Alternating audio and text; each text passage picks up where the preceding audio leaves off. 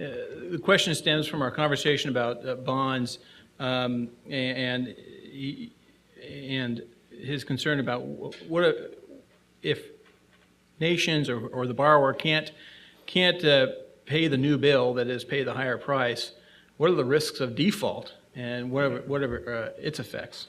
Yeah, Jerry, I think you've asked the million-dollar question.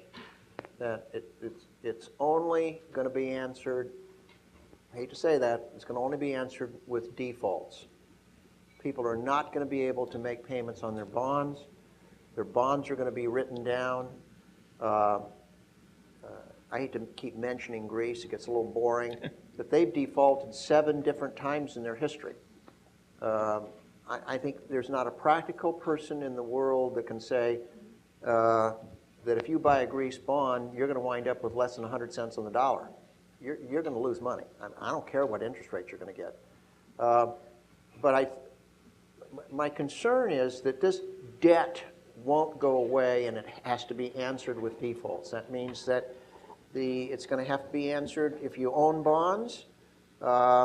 In some of these places, I think you're going to lose money. And it's going to shock your system. You're going to actually have probably even certain municipalities, forget Greece, certain municipalities that are right on the brink of filing Chapter 9s, which is the municipality's way of going into bankruptcy. We had that example in Harrisburg, Pennsylvania. That's no small thing.